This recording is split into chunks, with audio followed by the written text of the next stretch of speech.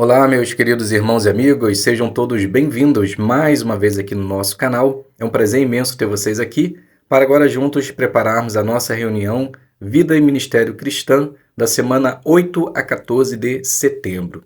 Teremos partes importantes e tenho certeza que vai lhe ajudar, fortalecer a sua fé e o principal, estarmos melhor preparados para a nossa reunião. Então, vamos para o nosso vídeo.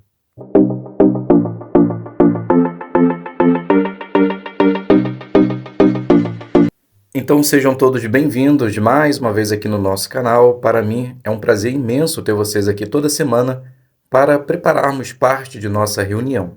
Como dito, estaremos agora preparando a parte Tesouros da Palavra de Deus, a primeira parte da nossa reunião Vida e Ministério, e essa parte ela tem o seguinte tema: Não me deis nem pobreza, nem riquezas. Com certeza é um tema muito interessante em virtude do momento em que vivemos, onde a economia não está fácil e, infelizmente, alguns acabam tomando atitudes que não agradam a Jeová.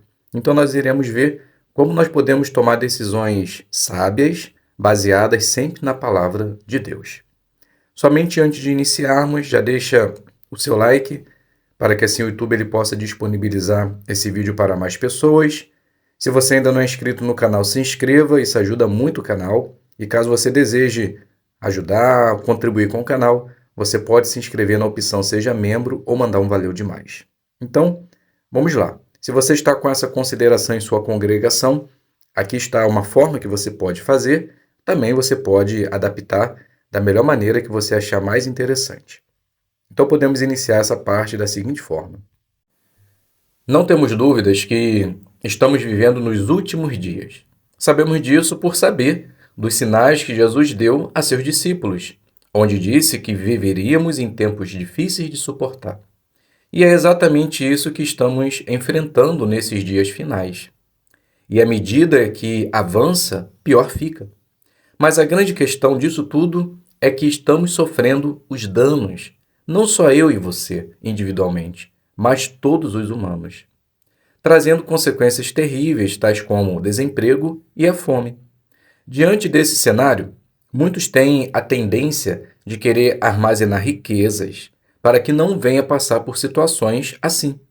Mas será que de fato ter riquezas é o que nos dará tranquilidade e felicidade? Veja o que o livro de Provérbios, capítulo 30, versículo 8 e 9 diz: Afaste de mim a falsidade e a mentira, e não me deis nem pobreza nem riquezas. Dá-me apenas a minha porção de alimento, para que eu não me farte e te negue, e diga: Quem é Jeová? Nem fique pobre e roube, e desonre o nome do meu Deus. Essas palavras é de um servo leal de Jeová chamado Agur. Agur queria somente que Jeová lhe desse o básico, pois ele sabia que qualquer coisa diferente disso poderia atrapalhar ele em sua adoração a Jeová, deixando assim um excelente exemplo para nós de estar contente com o que temos e não almejar riquezas, pois quem ama as riquezas não consegue fazer a vontade de Jeová. No entanto, aqueles que têm uma vida mais simples conseguem ter mais tempo para servir a Jeová, pois sempre sobra tempo, mostrando assim que a verdadeira felicidade vem de confiar em Deus e não nas riquezas. E a outra questão de querer ficar rico ou ter dinheiro para ter uma vida tranquila é que a pessoa que tem dinheiro, ela nunca vai estar satisfeita e vai querer sempre mais e mais, se tornando uma pessoa gananciosa, assim como mostra Provérbios capítulo 30, o versículo 15. As sanguessugas têm 2 filhas que gritam: mais, mais. Há 3 coisas que não ficam satisfeitas. 4 que nunca dizem chega: a sepultura e o ventre estéril, a terra sedenta de água e o fogo, que nunca diz chega. Esse versículo mostra coisas que são insaciáveis, sempre querem mais e mais, nunca estão satisfeitas com o que têm, são gananciosos. Assim também são aqueles que buscam avidamente riquezas, nunca estão satisfeitos com o que têm, sempre querem mais e mais, são incontroláveis. Mas aqueles que buscam a sabedoria divina não são instigados por tal egoísmo. Eles conseguem discernir o que realmente é o suficiente para a sua vida. E algo que ajuda tais pessoas são os princípios contidos na palavra de Deus. Por exemplo, veja só o que diz o livro de Provérbios, capítulo 30, o versículo 24 e o 25. Há 4 criaturas que estão entre as menores da terra, mas são instintivamente sábias. As formigas não são criaturas fortes. Ainda assim, preparam seu alimento no verão. O que isso quer nos ensinar? Bem, as formigas, elas guardam alimento para não faltar quando chegar o frio. Elas não passarão necessidade, pois têm o suficiente para ela e para sua família. Essa também deve ser a visão de cada servo de Deus. Ter o suficiente para nós e para a nossa família, pois além disso, pode ser muito perigoso para a nossa espiritualidade, pois podemos cair no campo da ganância financeira e acabando nos afastando do nosso Deus Jeová. Sendo assim, devemos ser como Agur, não querer nem riqueza e nem pobreza, mas apenas o suficiente para vivermos. E essa mentalidade de ter somente o suficiente e guardar, podemos passar para os nossos filhos, pois assim, quando crescer, eles também não cairão no laço da ganância, mas estarão sempre satisfeitos com o que têm e servirão a Deus com alegria.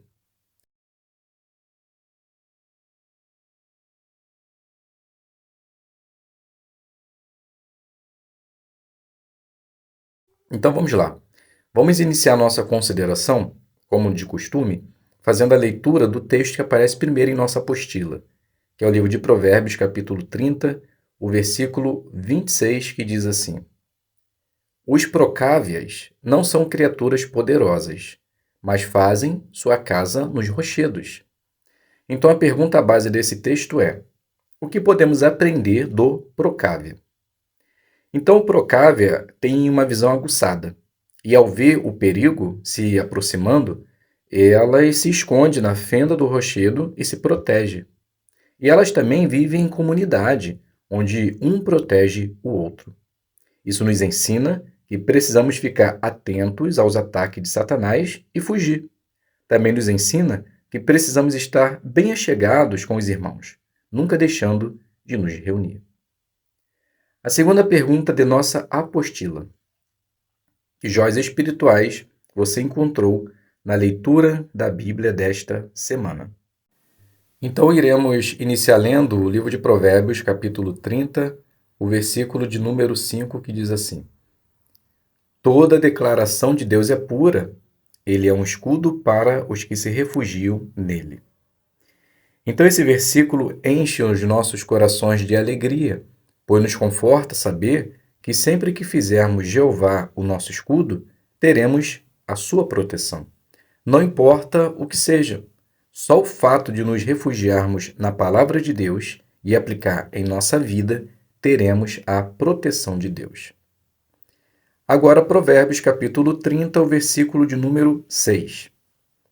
Não acrescente nada às palavras dele, senão ele o repreenderá, e ficará claro que você é um mentiroso. Texto maravilhoso, pois repreende a todos que, de alguma forma, tenta dar novas luzes à palavra de Deus. A palavra de Deus já está pronta e somos orientados a não acrescentar e nem tirar nenhuma vírgula de sua palavra, pois todos que fizerem ou fazem isso serão repreendidos por Jeová, e o tempo mostrará como tais são mentirosos. Agora Provérbios capítulo 30, o versículo de número 8. Afaste de mim a falsidade, e não me deis nem pobreza e nem riquezas. Dá-me apenas a minha porção de alimento. Esse versículo nos garante algo que todos necessitam: ter o suficiente para cada dia, pois com Deus do nosso lado nunca estaremos desamparados. E nos orienta a não correr atrás de riquezas, mas estar sempre satisfeito com o que temos, pois isso nos deixará estabilizados na fé. Provérbios capítulo 30, agora o versículo 17. Os olhos que zombam do pai e desprezam a obediência à mãe serão arrancados pelos corvos do vale, e devorados pelos filhotes de águia. A família é a base de uma sociedade, sendo ela originada por Deus. E nesse cenário, Deus, em Sua palavra, deu ordens específicas para que a família pudesse ser feliz.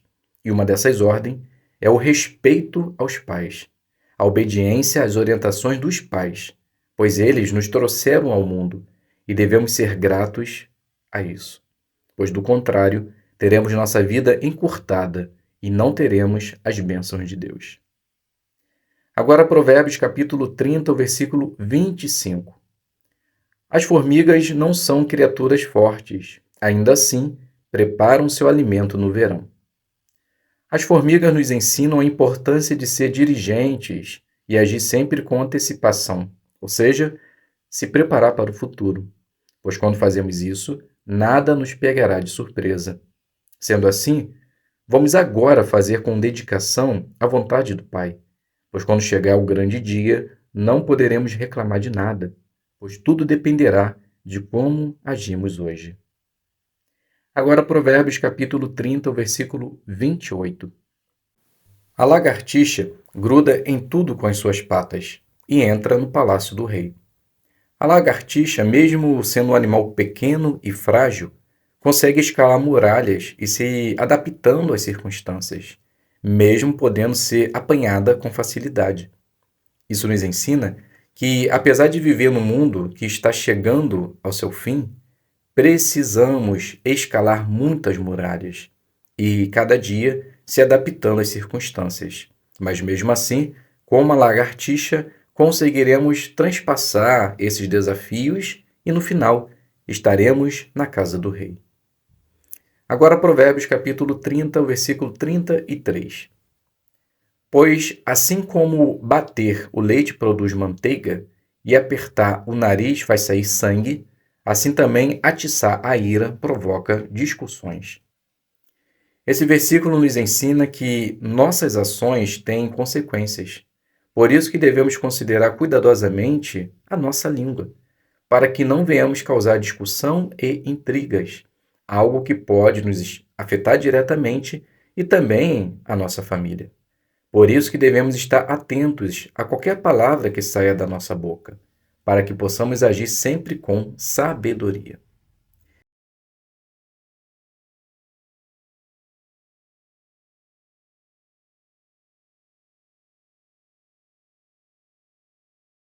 Então vamos iniciar fazendo a designação número 4, iniciando conversas.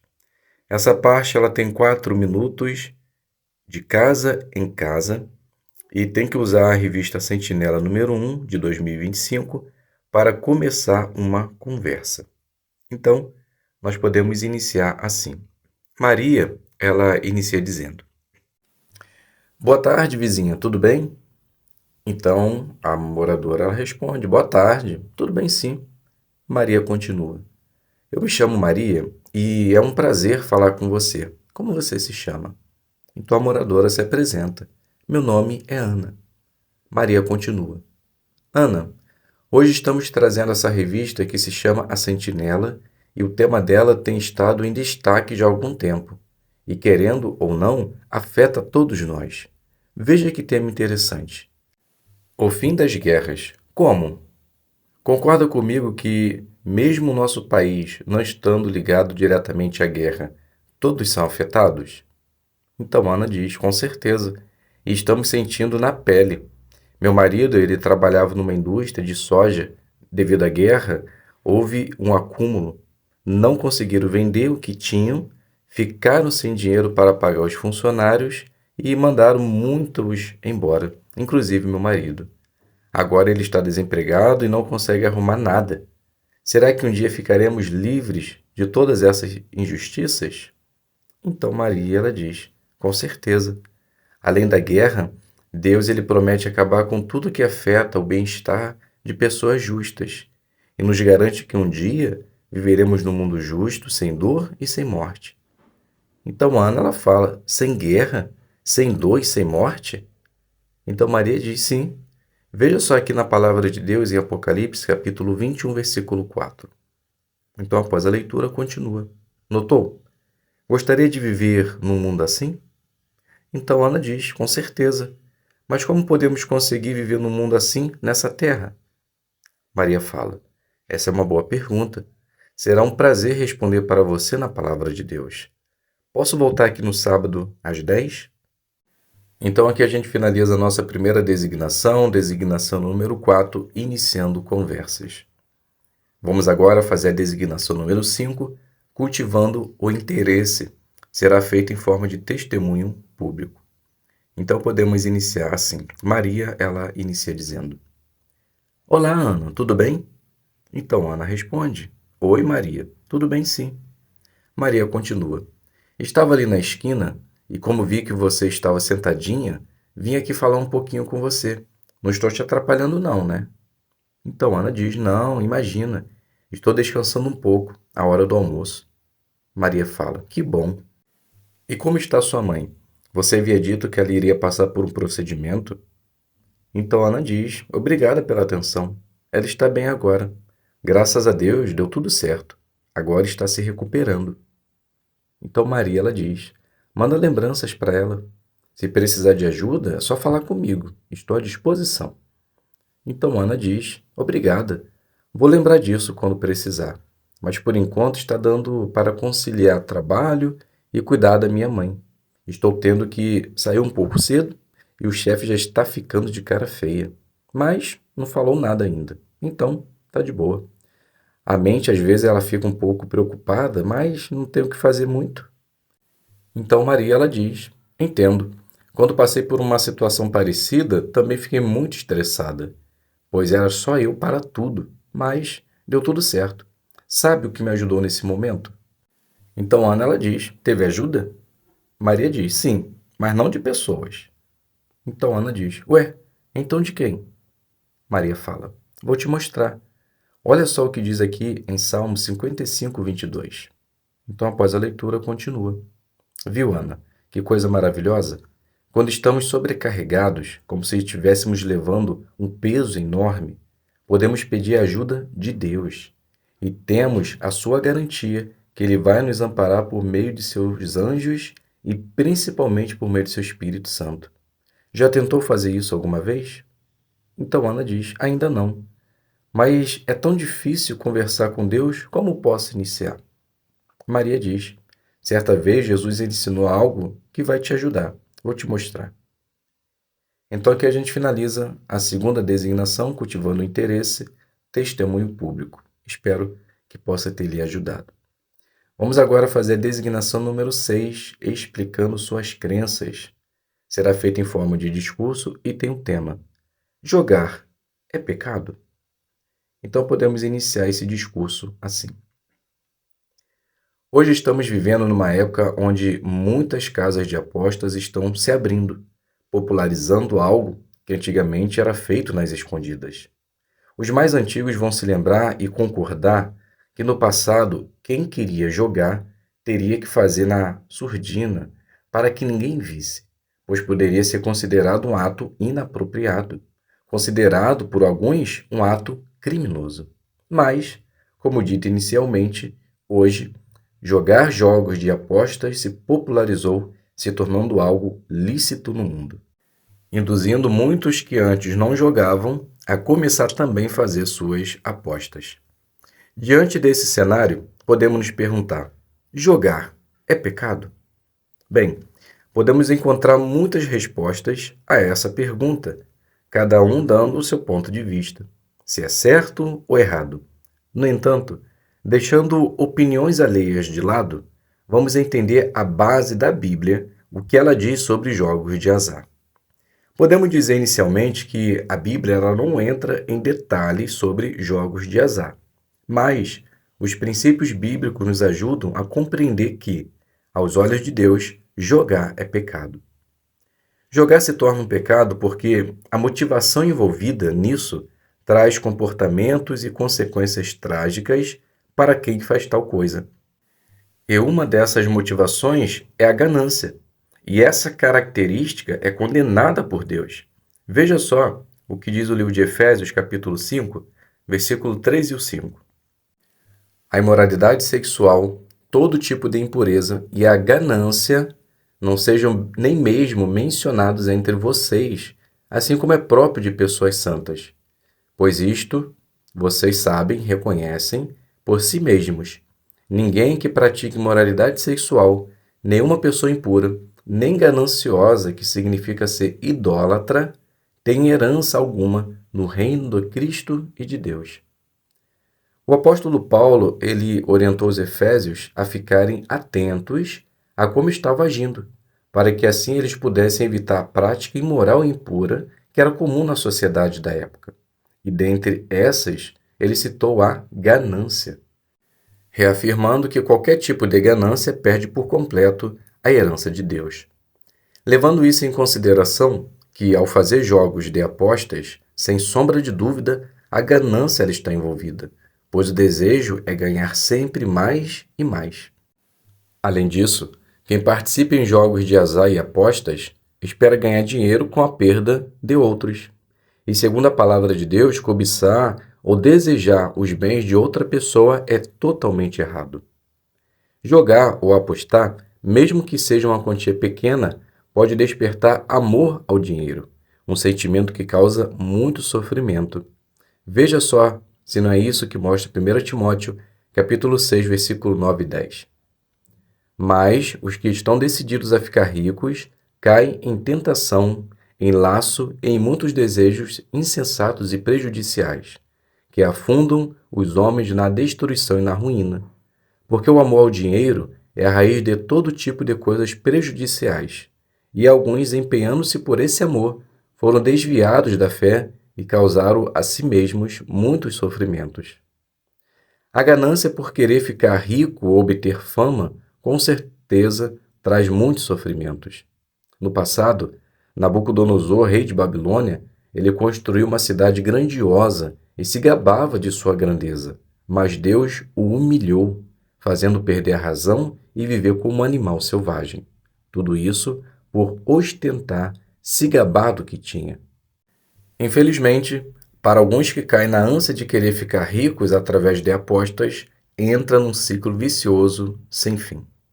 Além de tudo isso, Deus, em sua palavra, encara aqueles que contam com a sorte para fazer suas apostas em jogos de azar como uma forma de idolatria, pois confia na sorte, superstições e crendices. Note o que fala Isaías 65:11. Mas vocês estão entre os que abandonam a Jeová, que se esquecem do meu santo monte, que põe a mesa para os deuses da boa sorte e que enche taças de vinho misturado para o Deus do destino.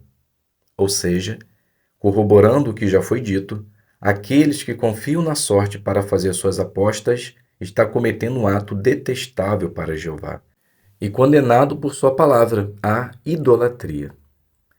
Conseguimos compreender então, através de princípios da palavra de Deus, que jogos, apostas, com o intuito de enriquecimento ilícito, é um pecado aos olhos de Deus. Sendo assim, nós, como seguidores da sua palavra, devemos estar atentos para não cair nessa armadilha e entristecer o coração do nosso Deus e perder a nossa salvação. Fique esperto, pois o jogo, à luz das Escrituras, é sim considerado um pecado. Então, meus queridos irmãos e amigos, aqui a gente finaliza a nossa consideração e espero que de alguma forma possa ter sido de ajuda para vocês. Muito obrigado a todos pela presença, fiquem todos na paz de Deus e até um próximo vídeo, se Deus quiser.